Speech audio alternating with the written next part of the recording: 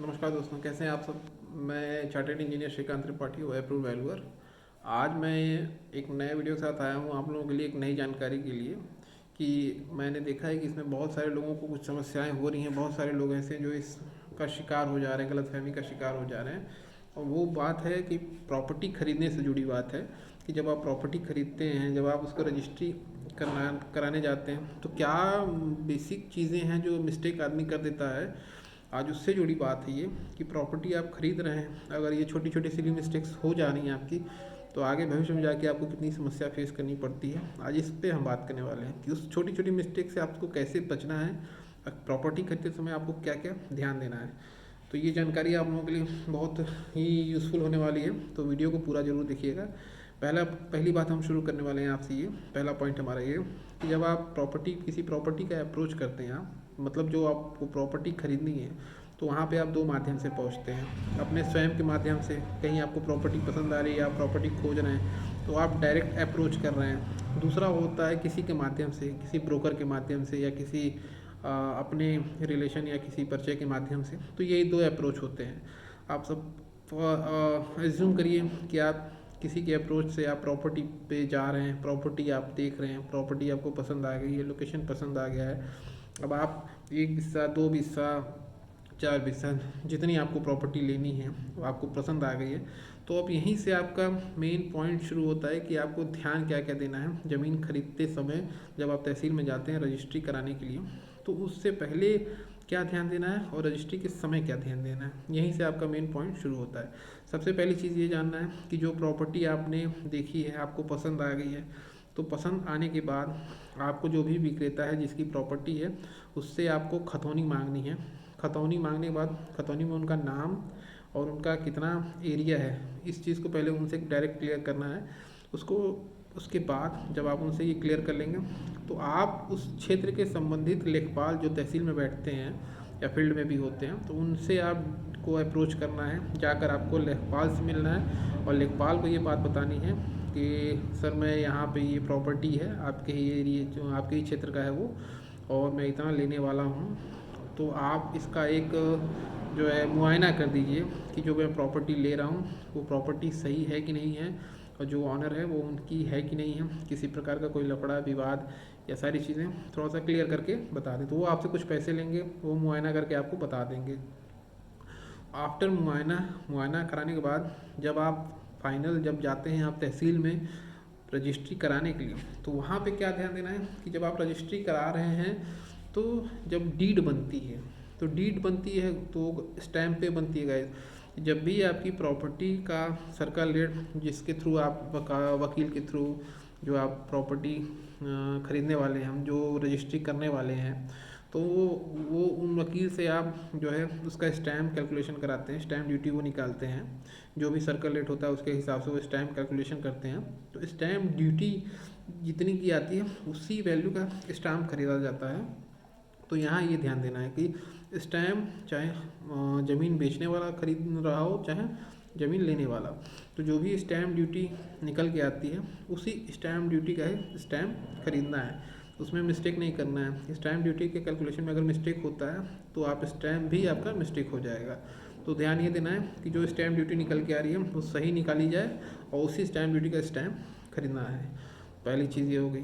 दूसरी चीज़ ये हो गई कि जब आप डीड तैयार होती है, तो डीड तैयार जो उसमें कंटेंट आते हैं, तो सबसे पहले वो जो कंटेंट आते हैं उस कंटेंट को टाइप करने के बाद A4 साइज़ पेपर में लेना है आपको। 1 घंटा 2 घंटा जो भी आपको समय मिले, या एक दिन का समय लेके उस सारी कंटेंट्स को क्लियरली रीड करना है कि कहीं किसी चीज़ में कुछ मिस्टेक तो नहीं हुआ है, किसी नाम में मिस्टेक या प्रॉपर्टी के एरिया में मिस्टेक, लंबाई चौड़ाई में मिस्टेक, किसी प्रकार का कोई मिस्टेक, गलती, उसमें त्रुटि ना हो, ये ध्यान देना है। तो आप उस पेपर को रख के अपने पास उसको अच्छे से पढ़ लें, केयरफुली पढ़ लें। केयरफुली पढ़ने के पश्चात सब कुछ जब सही है तो आगे उसको प्रोसीड करें। अब आगे प्रोसीड करने में क्या ध्यान देना है गाइस कि उसमें आती है, अब बात आती है प्रॉपर्टी की, कि प्रॉपर्टी की पहली चीज़ तो ये क्लियर हो गई कि प्रॉपर्टी का जो ऑनर है वो उसका भूस्वामित्व तो उसी का है, क्योंकि जब खतौनी अगर उसकी है तो भूस्वामित्व तो उसी का है। तो ये चीज़ आप यहाँ से टेंशन फ्री हो गए हैं। दूसरा आप ध्यान देना यहाँ पे ये है कि जब उसमें आपका जो आप जितना प्लॉट आप ले रहे हैं, 1 बिस्सा 2 बिस्सा जो भी ले रहे हैं आप, तो अगर छोटा प्लॉट ले रहे हैं आप तो उसका ध्यान देना है आपको, लंबाई चौड़ाई एरिया की लंबाई चौड़ाई प्रॉपर उसमें मेंशन हो, उसकी चौहद्दी प्रॉपर मेंशन हो। लंबाई चौड़ाई जो है वो तो है मौके पे, आज की डेट में जो उसकी चौहद्दी है, अगर पूरब पश्चिम उत्तर दक्षिण जो मौके पे है वो चौहद्दी एग्जैक्ट होना चाहिए, उस चौहद्दी में किसी प्रकार का कोई मिस्टेक नहीं होना चाहिए। और जो विक्रेता है जिसकी ज़मीन खरीद रहे हैं उसका नाम भी उसमें प्रॉपर सही होना चाहिए, उसके जो है आपका टाइटल के साथ, इसमें ये मिस्टेक नहीं होनी चाहिए। और ये आपकी हो गई जो है चौहद्दी से जुड़ी हुई बात और लंबाई चौड़ाई से बात। अब लंबाई चौड़ाई के बाद जब एरिया कैलकुलेट होता है तो एरिया में जो है मिस्टेक कहाँ पे होता है फ्रेंड्स, कि जब आप प्रॉपर्टी आपकी अगर स्क्वायर है या रेक्टेंगल शेप है तो वहाँ पे एरिया इजीली कैलकुलेट हो जाता है, मगर मिस्टेक कहाँ होता है जब उस एरिया का जो है मेजरमेंट वो बदगुनिया हो, ट्रेपेजॉइडल हो, रेक्टेंगल हो या फिर कुछ ऐसा इरेगुलर शेप हो जिसका एरिया इजीली आप लोग कैलकुलेट नहीं कर सकते, तो वहाँ पे भी मिस्टेक होने की पूरी संभावना रहती है। तो यही आपको ध्यान देना है कि जो इरेगुलर साइज़ का प्लॉट अगर है तो उसकी लंबाई चौड़ाई तो ठीक है बट उसका एरिया एग्जैक्ट कैलकुलेट होना चाहिए। और उसमें अगर कहीं मिस्टेक होती है तो आप किसी इंजीनियर आर्किटेक्ट से या फिर किसी जिसको जानकारी है उससे इस चीज़ का एरिया कैलकुलेट करा सकते हैं। क्योंकि इससे ही जुड़ा एक समस्या मेरे क्लाइंट के साथ आया था, वो कभी घुरावल में, मैं लगभग 2 साल हो गया, तो घुरावल के एक हमारे क्लाइंट थे, उनकी डीड बहुत पहले की थी, तो उसमें जो उनकी प्लॉट बदगुनिया थी, तो प्लॉट बदगुनिया के हिसाब से उस जो मौके पे जो उनका साइज़ था बदगुनिया का उसके हिसाब से उसका एरिया ज़्यादा आ रहा था, बट डीड में एरिया कम था, साइज़ एग्जैक्ट था बट एरिया कम कम निकल के आ रहा था। तो ये गलती हो जाती है इरेगुलर साइज़ के प्लॉट्स में, तो यहाँ पे ध्यान देना है आपको। और नेक्स्ट क्या बात है आपकी कि प्रॉपर्टी पे देखना है कि किसी प्रकार का कोई लोन तो नहीं है, ऋण तो नहीं है। ये अगर ऋण है प्रॉपर्टी पे तो खतौनी में मेंशन होता है। अब खतौनी में क्या करना है आपको, देखिए विक्रेता हो सकता है आपको खतौनी पहले की दे दें जिसमें जिस टाइम पे वो लोन ना लिया था, तो उस खतौनी में जो है वो लोन शो नहीं करेगा। बट आपको क्या करना है कि अगर पहले की खतौनी दे रहा है वो, आपको आज की करंट खतौनी निकलवानी है और उस खतौनी को पढ़ना है कि उस खतौनी में किसी प्रकार का लोन तो नहीं है, क्योंकि अगर लोन होगा तो वो खतौनी में मेंशन होता है कि इनके नाम से इस बैंक में ऋण है। तो यहाँ ध्यान देना है आपको कि प्रॉपर्टी पे किसी प्रकार का लोन, किसी प्रकार का भार नहीं होना चाहिए, क्योंकि अगर लोन है और अगर आप प्रॉपर्टी खरीद रहे हैं तो फिर उस लोन की पूरी रिकवरी की जिम्मेदारी आपकी आ जाती है, विक्रेता वहाँ से खाली होकर भाग जाता है। फिर जो क्रेता होता है वो उसकी जिम्मेदारी पे आ जाता है कि उसको अगर अपनी प्रॉपर्टी बचानी है तो लोन भरे वो।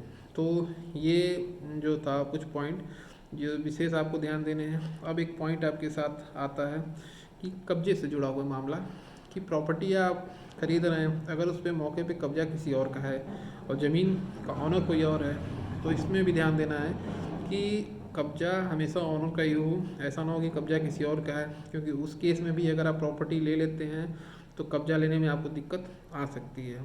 तो ये ध्यान देना। और अगर जैसे कब्जे से आप और सेफ होना चाहते हैं कब्जे से रिलेटेड, तो एक 100 रुपये के स्टैम्प पे जो कब्जे की जो आपकी जो भी कंटेंट्स होते हैं जो उसमें लिखे जाते हैं मामले, उसको आप लिखवा कर दोनों पार्टी साइन करके आप सेव कर सकते हैं अपने आप को कब्जे से जुड़े मामले में।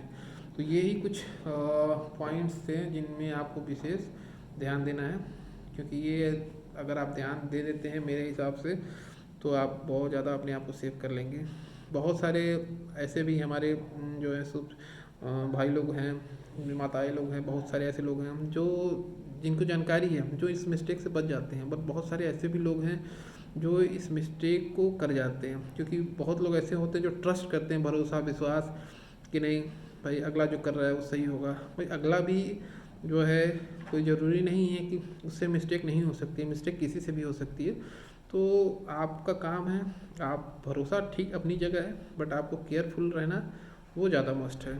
आप केयरफुली रहिए, हर चीज़ों को प्रॉपर देखें, चेक करें और उसके बाद ही उस चीज़ को आगे बढ़ाएं। तो ये कुछ पॉइंट्स हैं जो मुझे आज के आपके साथ डिस्कस करना था और ये था। तो आई होप कि आपको ये सब जानकारियाँ अच्छी लगी होंगी और मीन्स अगर इतनी चीज़ें आपने ध्यान दे दी तो मुझे नहीं लगता कि आपको प्रॉपर्टी खरीदने से जुड़ा कुछ जो है समस्या भविष्य में आ सकता है, क्योंकि ये सिली सिली बातें थी, छोटे छोटे पॉइंट्स थे जिनमें मिस्टेक हो जाती है। तो आगे आप लोग मेरे जो है पेज को फॉलो करिएगा, शेयर करिएगा, दूसरों तक पहुंचाइए, जिससे क्या है कि जो इस गलतियों में पड़ जाते हैं वो शायद जो है इस गलती को करने से बच सकते हैं। तो इसी के साथ अब मैं विदा लेना चाहूँगा आपसे, फिर जो है एक नए टॉपिक के साथ आपको जानकारी शेयर करने आऊँगा मैं। तब तक के लिए धन्यवाद।